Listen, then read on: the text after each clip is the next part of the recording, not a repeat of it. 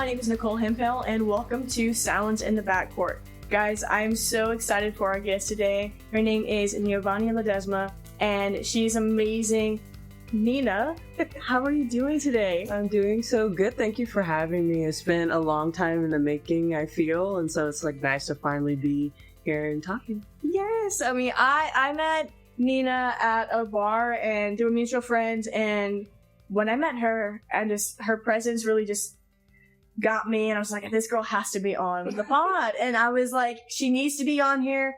The other people in the world need to fully experience you. And so I was like, you need to be here. So thank you so much for chatting with me today. Thanks so much for having me. Yes. So Nina, tell me about yourself a little bit. Who you are. I mean, what sports you played, how old are you, where you're from, all that jazz. Yeah, cool. Well, my name is Niavaunii. I go by Nina. I am 23 years old. I'm from East Texas, grew up originally in East Texas, moved up around a lot between Dallas and then finally moved to San Antonio when I was in the 7th grade in middle school. And I've been here since. I did a year out of state for school and then ultimately came back. And right now, just what I'm doing, who I am. I'm a nanny. I'm a big sister.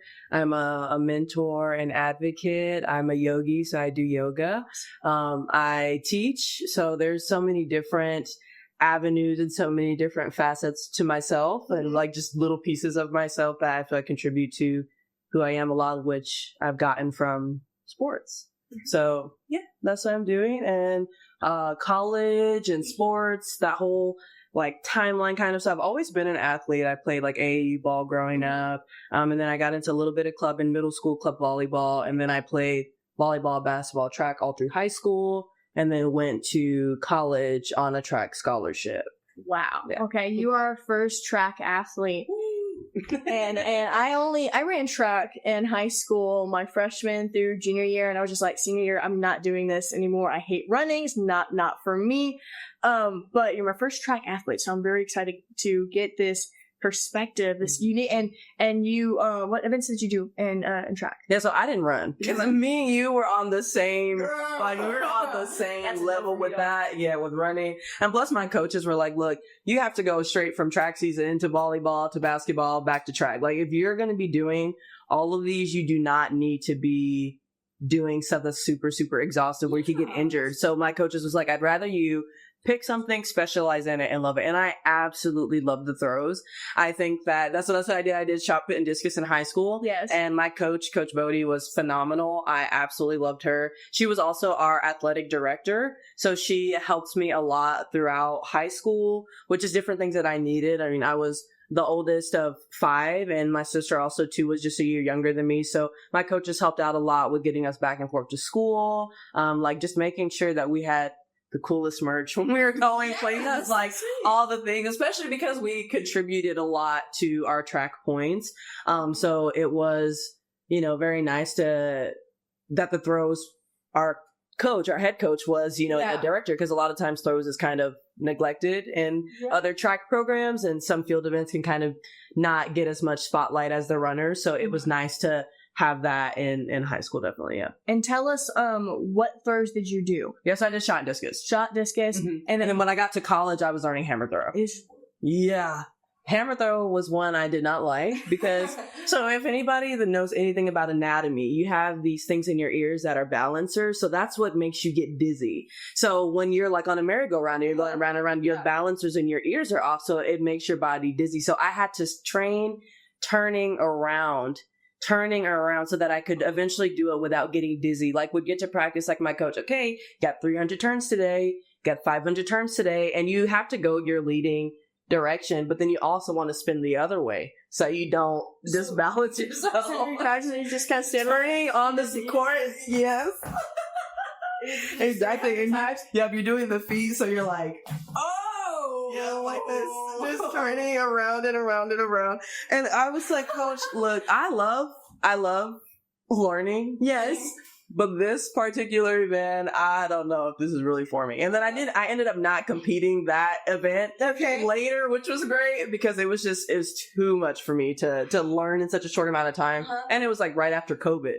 So our time that we could be with each other was already so limited. So trying to learn a completely new event at the Division I collegiate level is like not really, it's like trying to learn sports as you're getting to that collegiate level. Like it's just, it doesn't make sense. Learning something brand new is already hard. Yeah, like changing positions in basketball. Yes. Like you going from a center to a post guard. Yeah. I mean to point guard. Yeah, it's like, whoa, this is not exactly what I've been doing this entire my entire life, but so, as a woman in sports who played at a very, very high level, obviously high school and college athletics are two completely different entities. Can you tell me how your relationship with your sport may have shifted, good, bad, in between? Like, what was that transition like for you? Yeah, I feel like this transition was very difficult for me, particularly because growing up, I was always told that sports was like my only salvation to a better life.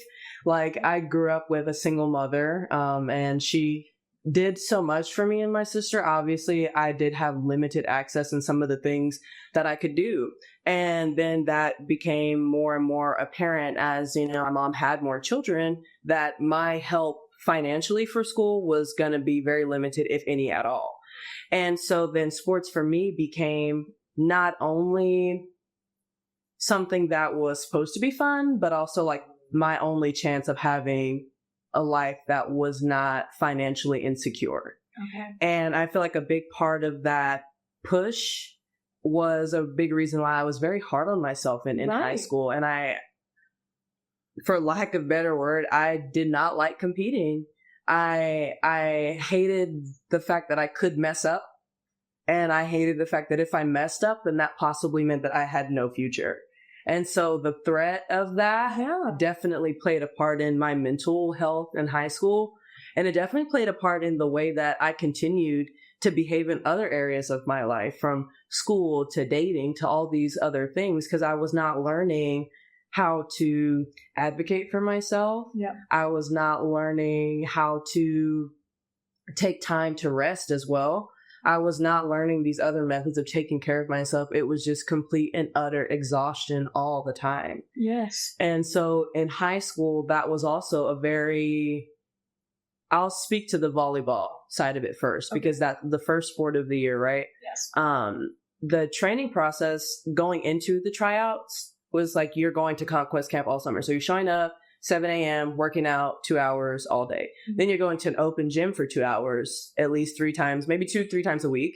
And so that was a lot all summer. Yes. And you're expected to be there. Versus like me, my mom was the only parent. Like I had to, like me and my sister would walk to our high school. It's not close.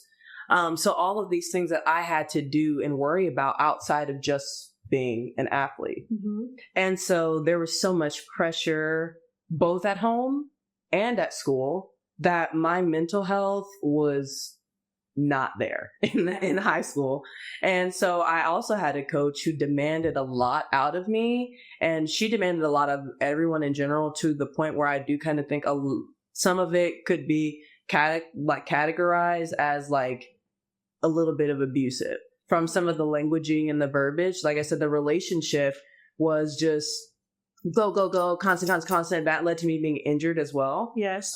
Because I was pushing myself in the weight room with too much weight, and nobody was properly teaching me how to do it. And this was in high school, right? Yeah. And it's not like you have a strength coach in high school. Like there's nobody that is specialized. And I will say, I mean, in the teaching profession and the coaching profession, there is a shortage in specializations with people. And so having a specialized strength coach, that's expensive for a school. But I mean, when it comes down to you not wanting your athletes hurt, you have to kind of beg for funding if you want things to be advocated for you and those kinds of areas. All right, y'all, it's halftime. So let's head into the penalty box. Now, the penalty box this time is going to be a little different. We're going to try to cover more current events. Now, the last update we got on this story was on December 18th, and as of right now, it is January 12th of this recording. And this story is out of Heidelberg University in Ohio, where families are demanding the firing of the Heidelberg's women's basketball coach, and an NCAA investigation did occur. This story originated originally came to me through a TikTok. I saw a TikTok, it was sent to me, and I made a TikTok about it, and it just infuriated me. So I'm here with Nina, and we're going to go over it with you guys in the penalty box. So let's get into it.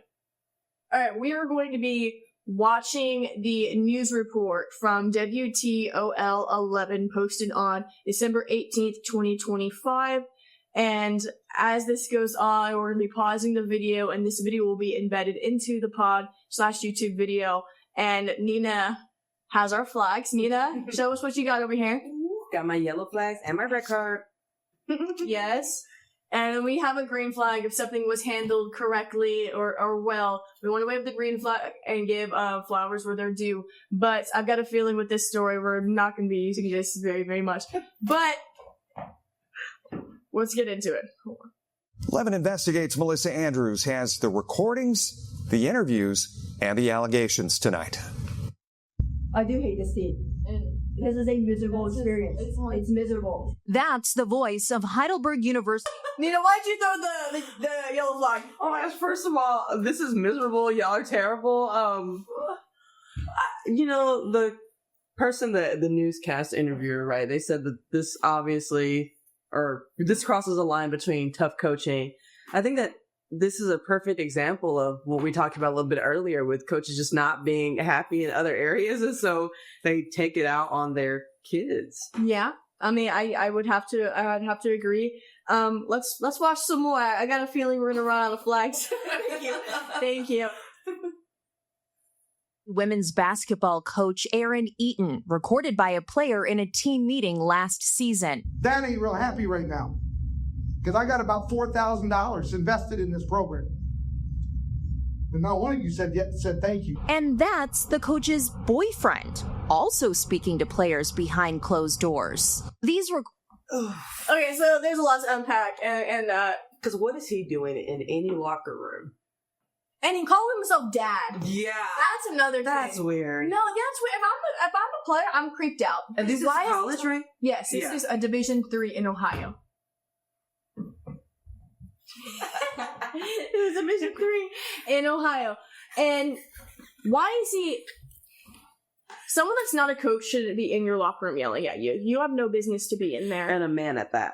Exactly. You have no right to be in there. And also, these girls don't owe anything to you. That whole indebtedness that we talked about. Mm-hmm. Yeah, I'm going to dangle it in front of your face. You're not going to get funding unless you do this. But if you're sitting there calling me miserable and all this stuff, like it's a miserable experience to coach you, why should I feel happy to be here? Thank you. You just said it was miserable to be around me. Right. And then you said also, too, this is a school, a private university. Yes. So, I mean, the funding conversations are a little bit more tricky when you do get into private funding. Mm-hmm. But, like, the fact that this is a coach's boyfriend who has self-invested, quote-unquote, $4,000 into a program, that's not anything those kids know about. So, like, why? And these, they're not, because these are grown women. Yes. So you have a grown man in your locker room yelling at you who's not a part of your program other than the fact that he's sleeping with your coach.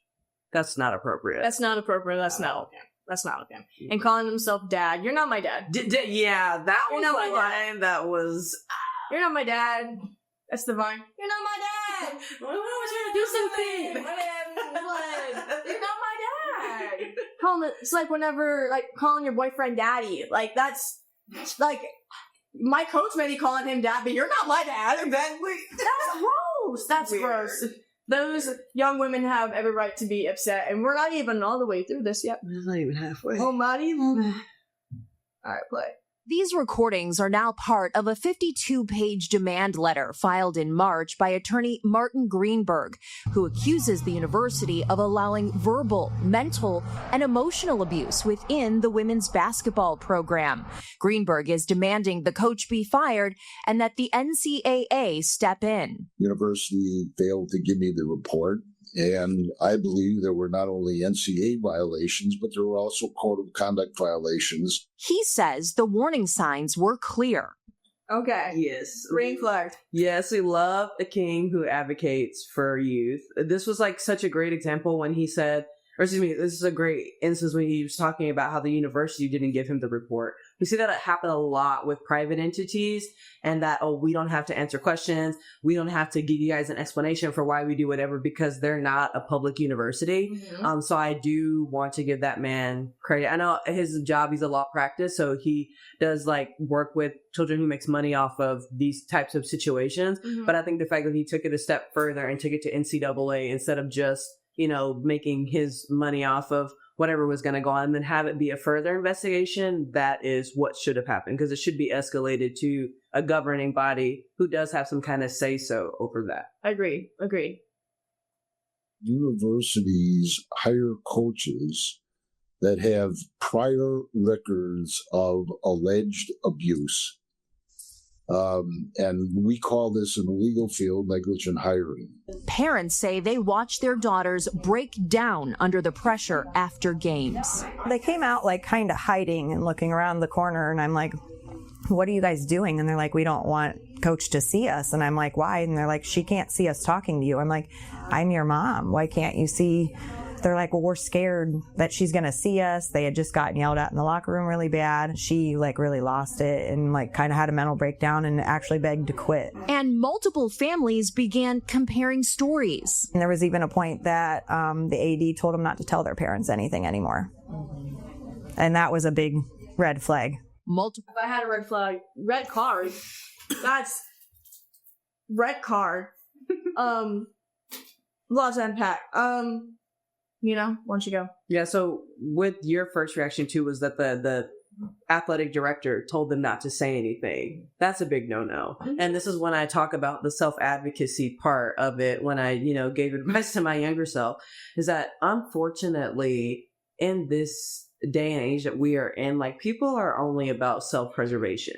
So this is a clear example of, hey, don't tell on us, please, because we can't afford to be in trouble, or we, love our position so much, regardless, whatever, that, these kids, unfortunately, were encouraged to not report abuse when they were experiencing and facing it. And sometimes it's difficult to know, like, is this abuse? Is this just tough coaching? Am I too soft? And they use those kind of manipulation tactics like, no, you're too sensitive. But it's like, no, you're being really mean. Yeah. and too, like, when we talk about that line and how it does need to be crossed, right? Okay, well, I think the NCAA should develop that line. Like, because right now there isn't a line, right? Yeah. There's not a line. There's no regulation. But the moment that we put into place a code of conduct for coaches to hold coaches accountable, then maybe a line will be established. And so there'll be more of a tangible thing to methodically look at stuff and go, okay, this person has a record of doing this, this, and this, and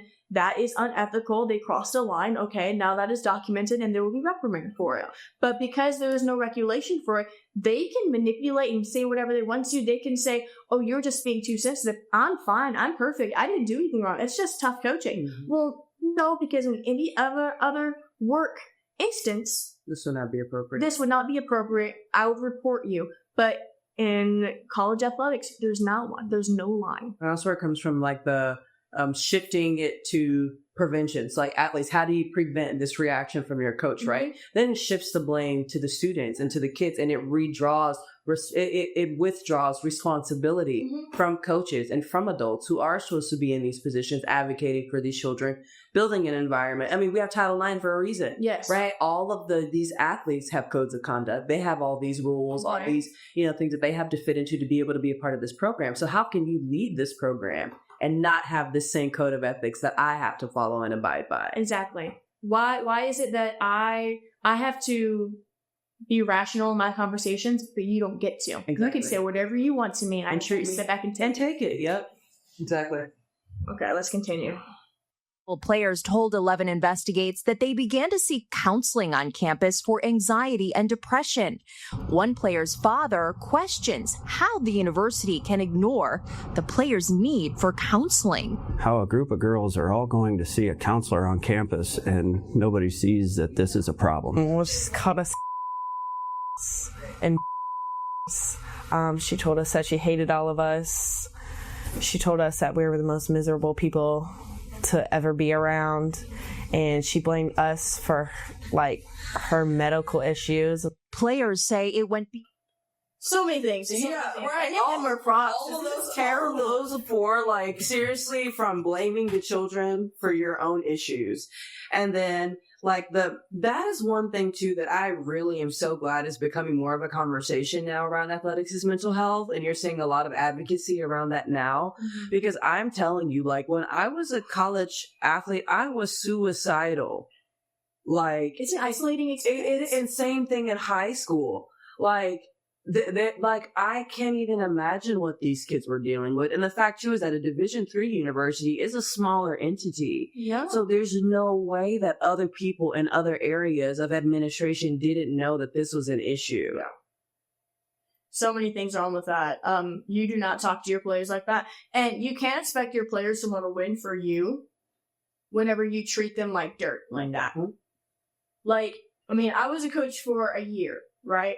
And yeah, 1 year coaching experience isn't a lot. Oh no, you see a lot though. But you see enough. You see other coaches that don't even like kids. Mm-hmm. I wasn't supposed to say that, but I don't really care. Like you see that, right? And it's like, how do you expect to win games and have an enjoyable profession and experience and have these kids have an enjoyable experience if you don't love what you're doing and they see that you don't love what you're doing? Do you really think they're gonna like you? Mm-hmm. No, they're not gonna win for you. I mean, whenever we were athletes, whenever I was playing, at least, it was like, hey, if I had my AAU coach, I loved her.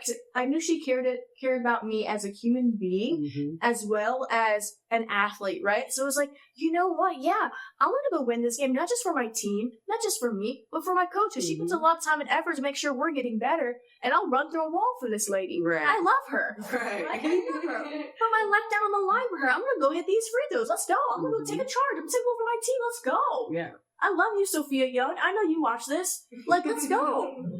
These girls aren't going to do jack poop for this lady because they treated them miserably. Yep. She's a miserable person. Mm-hmm. She's a genuine miserable person. She's a miserable person. Sorry. Sorry, bless you. I mean, that's what we talked about that too, though. Like, you see these people get into these positions to kind of like relive some moment that they didn't get to when they were younger. Mm-hmm. And then unfortunately that same bitterness and anger then gets translated to these bright young kids. And then it keeps them from continuing down that path, and it keeps them from doing something that they love to do. And I mean, we competed at every level that there is, right? And we've seen it day in and day out with our friends. Right. And we've seen it with coaches. We've experienced that ourselves. And too, being young Black women at the same end of it too, it's almost like it's expected for us to be treated that way. Right. And that's not a norm. That should not be a norm on any level. Agreed.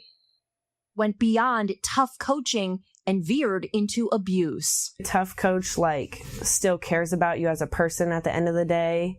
And I think a tough coach would truly want the best for you and want you to succeed in everything. Watching my teammates go through things like getting suspended or having the coach's partner come in last year and yell at us, I think that was just kind of you've never really seen that before. And student senate leaders say their attempts to speak up were also shut down.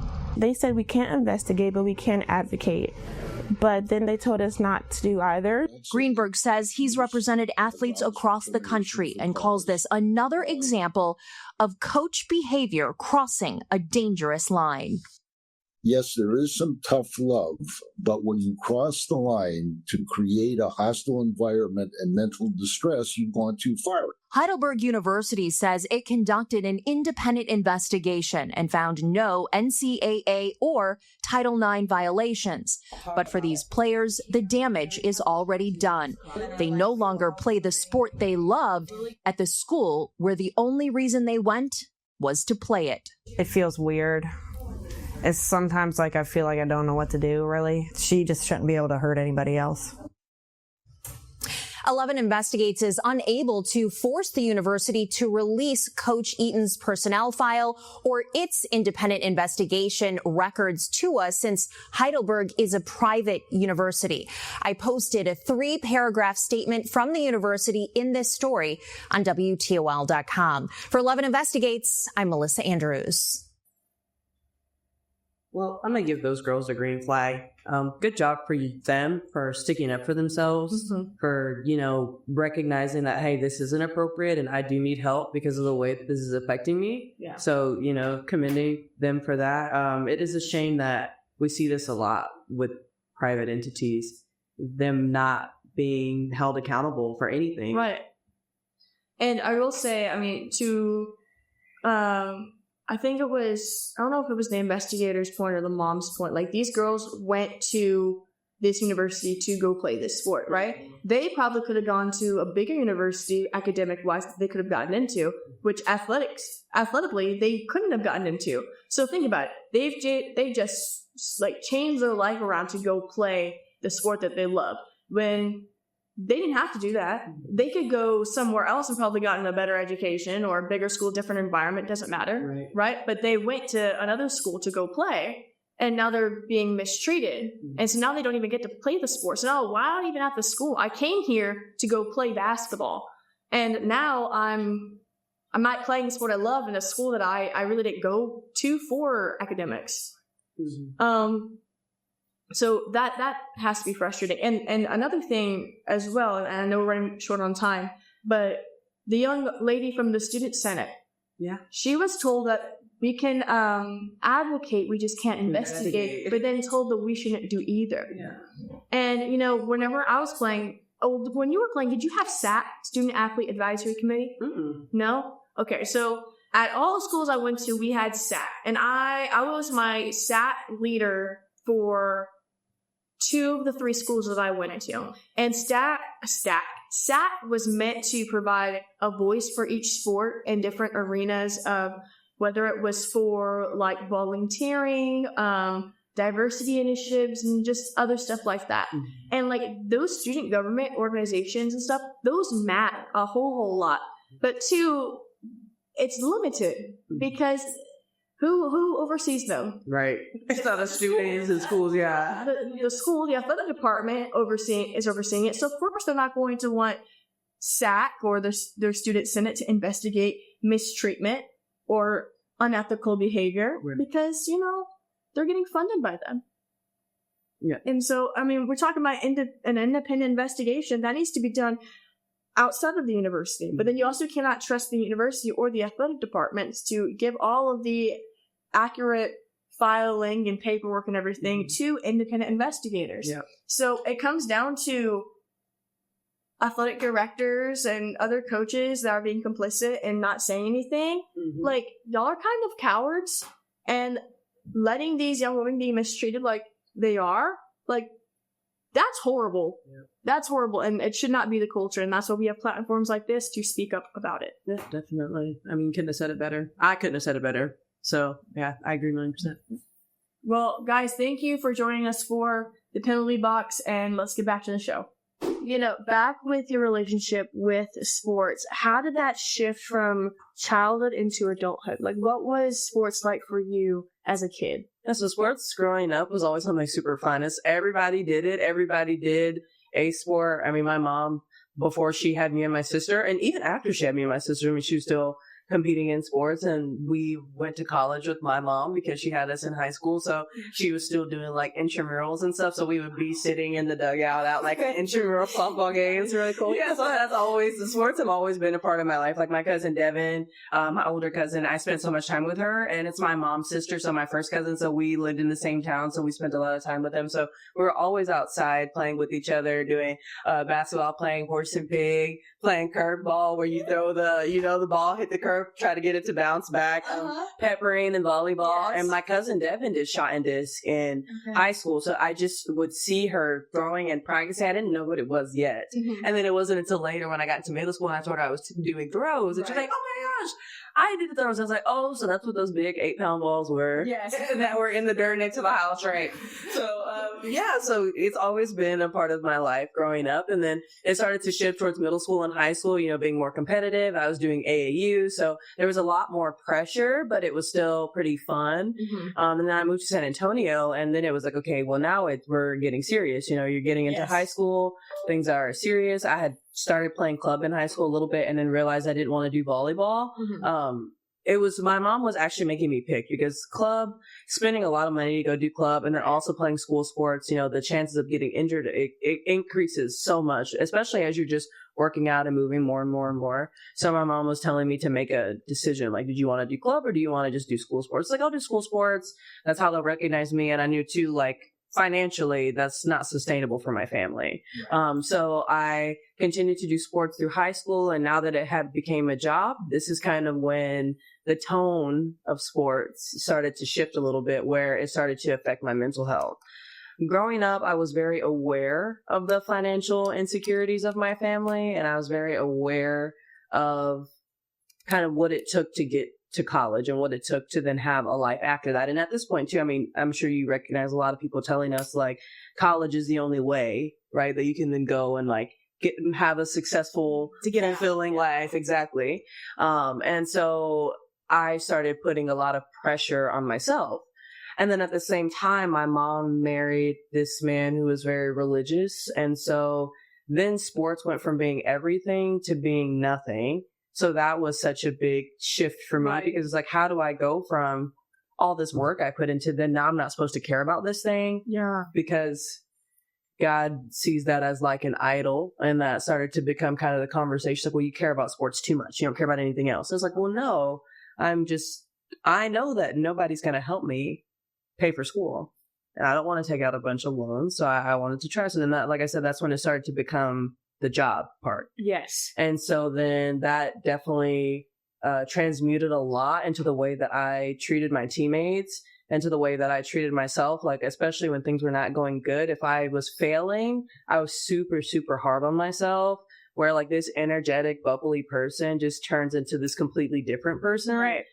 Because I mean, the fear of failure is real. I still struggle with that as an adult now. And then through college, it was even worse because now it was like times 10 in my face, right? Yes. And your coaches are constantly dangling scholarship money in front of you. Yes. So it's like, you're here on a scholarship. Do you want to continue to go finish your degree and be able to go get a job after that? Like, are you basically going to put up with what I'm doing? Yeah. Like how much of your mental health is worth your future and is worth your job? And that was the way that it was kind of told to me. And there was also some other things that were kind of perpetuated while I was attending college, was like, I was only recruited to fit a certain image and quota. Oh. And then I was recruited because I'm a quote unquote big black girl from Texas. And then I was recruited because of just how strong I was. So it's always been a point of my look, my strength, nothing about my character, nothing about my body, nothing about myself and the characters that I bring to team. It's always been about my body and my look. Right. And that's something that I struggled with a lot in high school as it was too. Mm-hmm. And then having to, go through the whole dating, all those things in high school, and your body's constantly changing and you're in sports and you're, and then I went to college where track was my only event. So I'm throwing only. I'm not running like I am in volleyball. I'm not running like I am in basketball. So I'm gaining a lot of weight. None of my clothes are fitting. It's the middle of COVID. So my mental health is terrible. I'm extremely isolated. I'm states away from my family, who I just been spending the last 6 months with, isolated inside. Yes. Was really hard for me. And then also too, I'm going now to an environment where I do not feel welcomed. I feel like a product. I don't feel like a person. Right.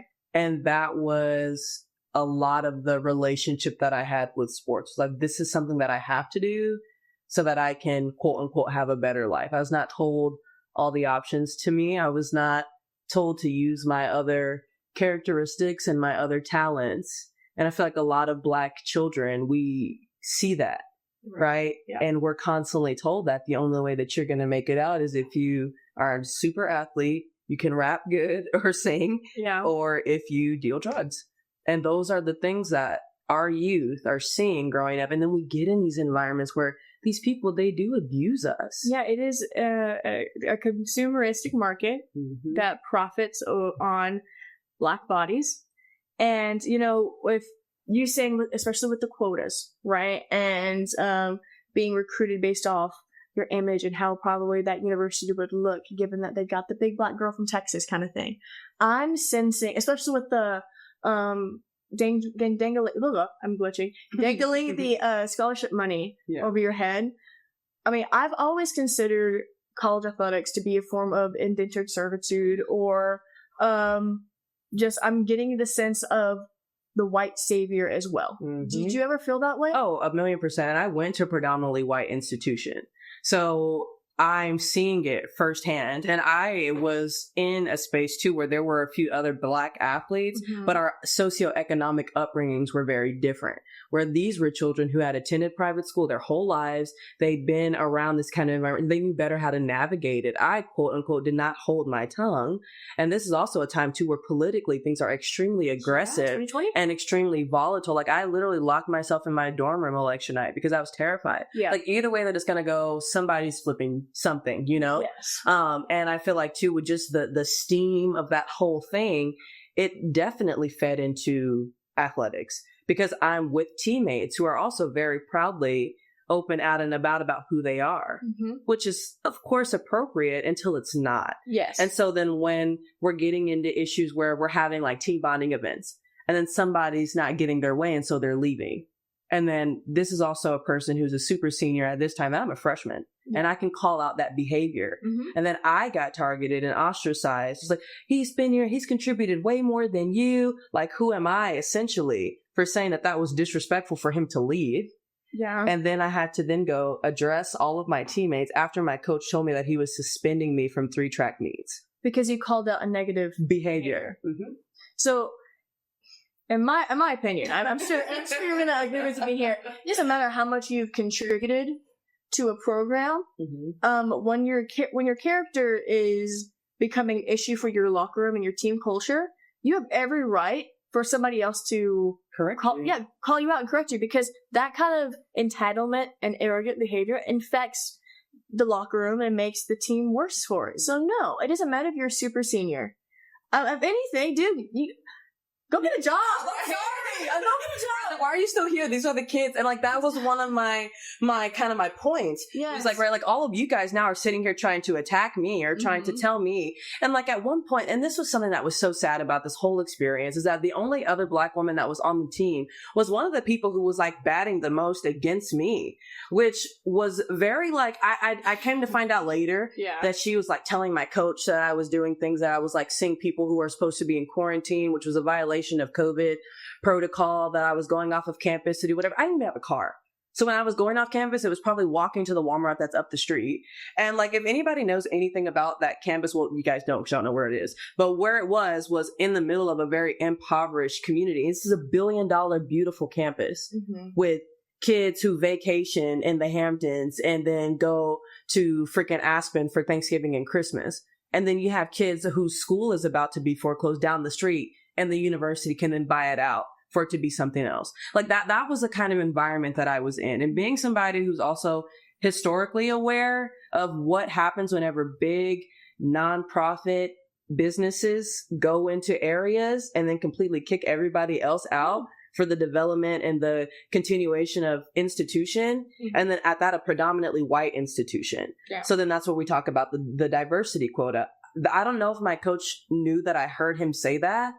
I don't know what, but at that, when I heard that, that was my decision to transfer. So those 3 track meets that I got suspended from, I needed those. And COVID, our track meets were already super limited to what we could do, because you can't have that many people interacting with each other during a pandemic.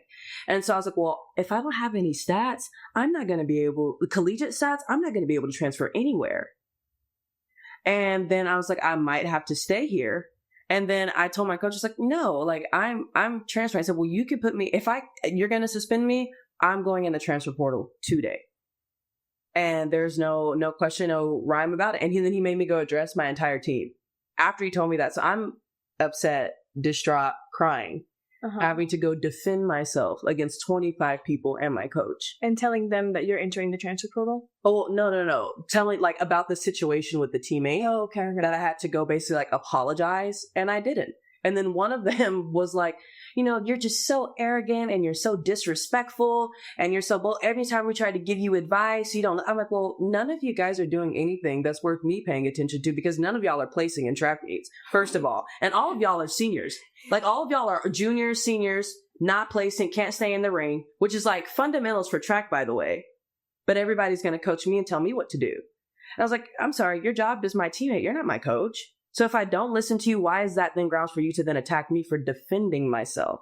And then in a group chat, this was text messages, right?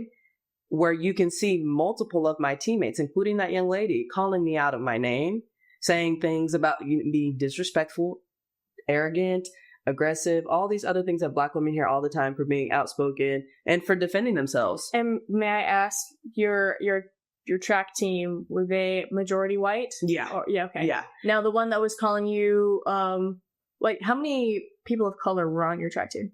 2. One of them was Egyptian. But yeah, the 2 Black people was one guy and one girl. So I was only in proximity with, this other girl. And one of our other teammates, she's a person of color, but she's also African too. So she didn't speak a lot of English as it was. Okay. So that relationship was a little bit different. And she came on later in the year. So I didn't realize like how much of what my coach was doing was like deliberately to try to kind of like break me down. And it was deliberately to, I guess, kind of remind me of my place almost. And then I feel like I could tell that didn't work. Yeah. And then the energy towards me shifted a bit. And that's when I was like, okay, well, now it's time for me to go into the transfer portal. And I had a completely different experience at UTSA, which was amazing. The coach there at UTSA, great. And so I knew that the decision to transfer was the best thing for me after that whole incident. Well, good. And do you still keep in contact with anybody from that previous university? One of my best friends I do. We found a lot of comfort in each other during that time because I was also really battling with also not choosing to play volleyball instead. Yeah. And I felt like had people told me more of my options instead of, hey, just go to this big D1 school because it's going to look good on paper, and not like, hey, you could go to a D2, a D3 and like work your way up to D1. And I had more than had the talent. I just did not have enough people advocating for me and telling me all of my avenues. Which leads me to want to ask more about your recruiting process. So what was that like? I know, because we graduated in the same year, and it's not until your September 1st of your junior year, at least whenever we were playing, that college coaches could contact you by the phone and everything. They could send you letters and invite you to camps and stuff, but like it wasn't until September 1 you could get phone calls and stuff. Yeah. So like how was that for you? Yeah, so I did a program called NCSA, Next College Sports Athlete or something like that. Okay. And I ended up like getting my own profile, setting it up with my own videos. I did one for volleyball and one for track. And I handled my recruitment process entirely by myself.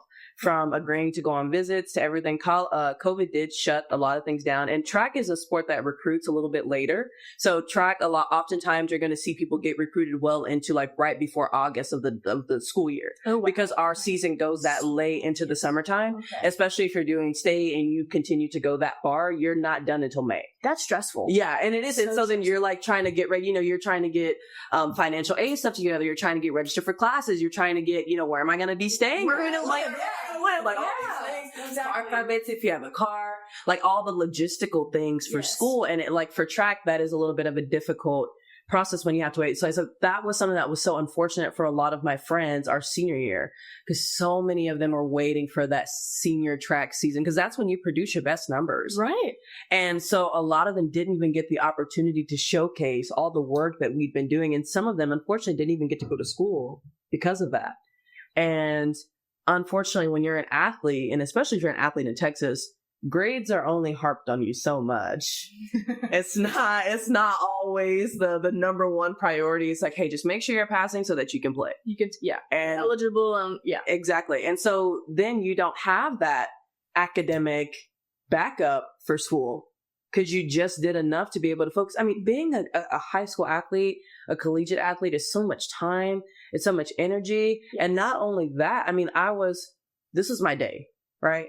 I was waking up in the morning, going to volleyball practice from 6 a.m. to whatever time. I was at school all day. I would sleep during my 4th period lunch and into my 5th period. My teacher would let me sleep upstairs because then right after school, I would go to work all day. Right after school, I would go to work, and then I would go home and I would clean up after everybody in my house. So then I go home after a part-time job that I'm 5-6 hours at. Then I'm going home and I'm cleaning up for another 2 or 3 hours. That's all scheduled time. Yeah. So I'm doing my homework after that.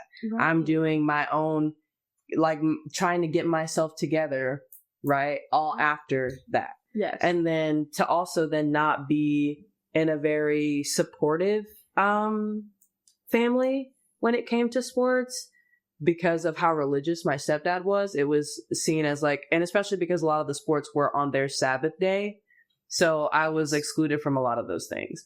And so this kind of loneliness, isolation, like a lot of pressure, all these kinds of things just continue to perpetuate themselves even during my recruitment process. And I was like, okay, this is supposed to be when I'm going to get my out, they're going to recognize me, they're going to see me. And then eventually I was able to go on 2 college visits. I went to one in Alabama, which I was like, no.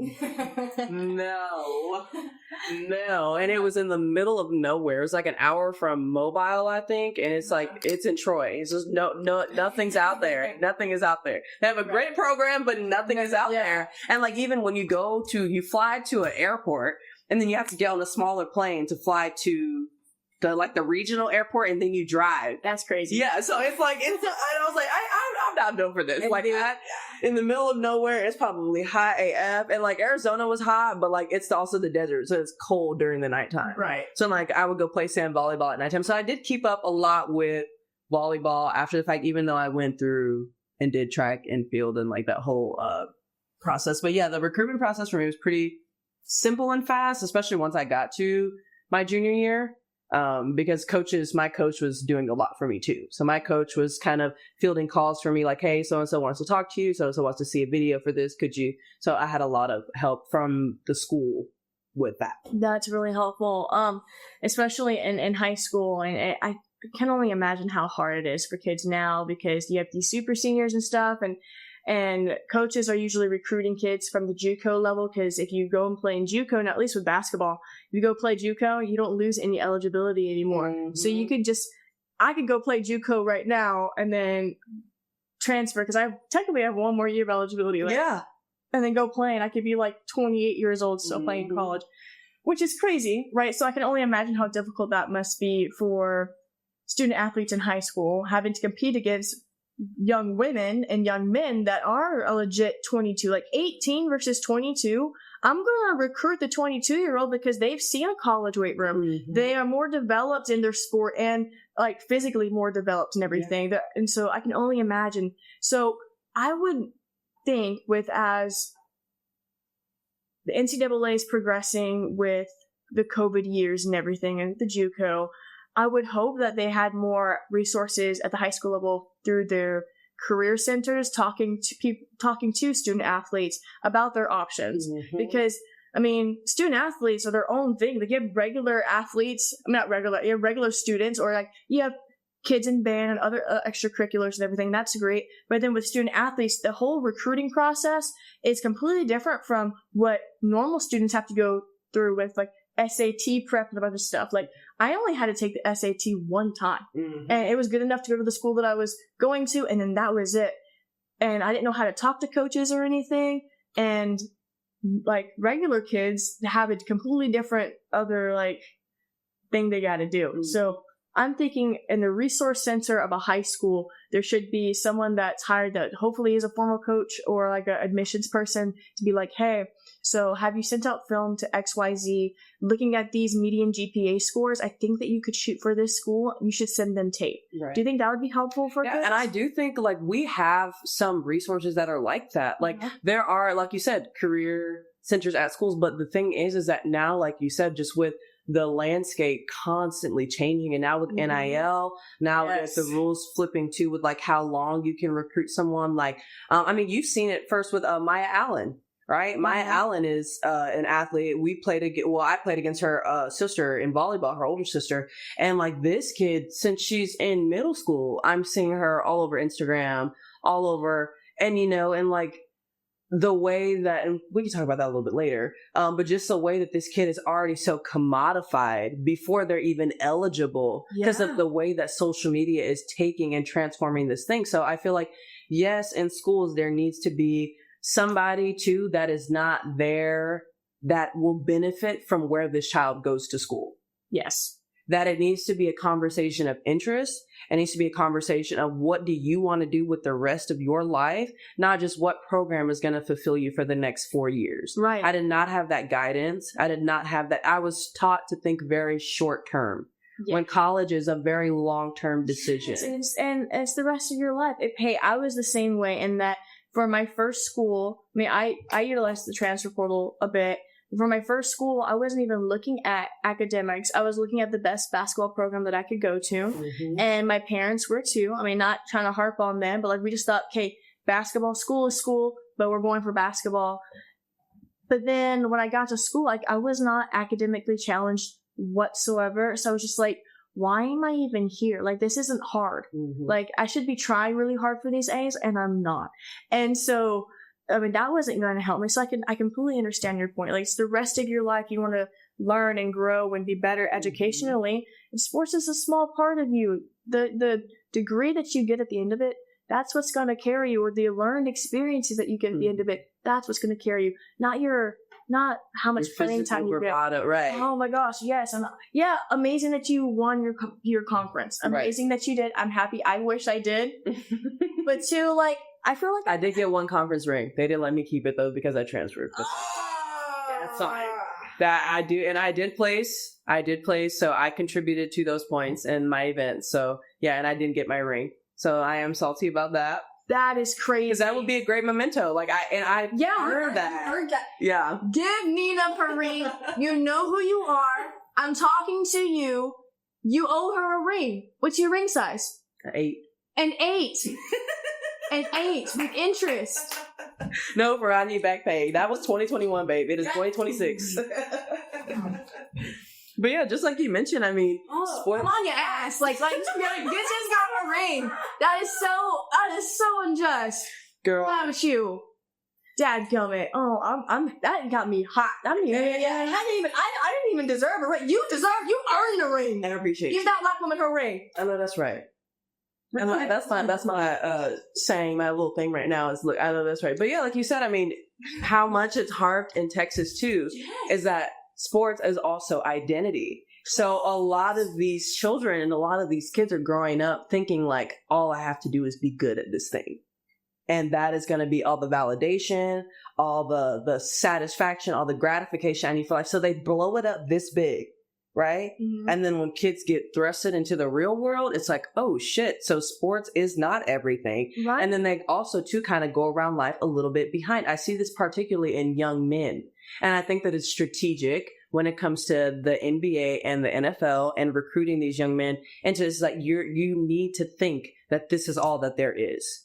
And we talked about kind of the predatory methods of some athletic programs, and that directly leads and highlights in the NFL, in the NBA, especially Black boys. Yeah. And so that's why this conversation now needs to shift you to where I want to see Black boys and Black women in everything. I don't want to just see you in sports. I don't want to just see you rapping. I don't want to just see you, glamorizing another kind of life.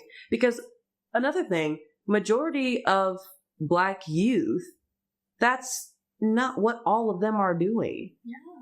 We are so multifaceted and so multi-talented across the board. I can't imagine in the next 10 years when we see more Black boys and Black girls in gymnastics, when we see them more in cheer, when we see them more playing orchestras and symphonies, when we see them more on podcasts and platforms just like this. Mm-hmm. I really wish, and sports did teach me a lot of good things, right? The discipline, the motivation, the drive, exactly. All these things that are me now in the way that I advocate for myself. I don't think that I would have gotten that without some of the background that I got from doing sports. Right. And now that's translated to something different in my yoga journey. Now me doing yoga more full time, I still play volleyball and now it's so much more influenced to how the relationship has changed to adulthood, right? Right. Now it's I'm doing this for me and I'm choosing this for myself and I can have fun doing this. And I still play with some of my friends from high school and they've seen me transform from this I'm not getting emotional. They've seen me transform from this little shy, hurt person to this beautiful being and person that I am now. And the fact is that I've always been that person, but it's never been encouraged to be brought out of me because it's much better for me to be quiet and for me to just kind of play a role and not be a leader and not be myself. And even though I was in leadership positions, right, like I was captain, I was all those kinds of things. But a lot of my time in school was masking everything else that I was dealing with at home. So who Nina was, right, it definitely switched depending and based on, and now I don't have to do that anymore. I don't have to like hide that in my joy on the volleyball court. I don't have to shrink myself. Yes. And I don't have to, you know, pretend like I'm not excited, that I'm not happy. All right, guys, thank you so much for listening. Nina, thank you so much for being on. Nina, where can they find you? Yeah, so I'm on Instagram. My handle is HWandEE, Health, Wealth, and Everything Else is my podcast name. That's what I am on Instagram. That's what I am on Spotify. And that is where you can find me. Awesome. Amazing. Please tune in to Health, Wealth, and Everything Else with Nina. Nina, thank you again. And guys, remember that no matter where you are in your journey, you are more than enough. Always. I'll see y'all later.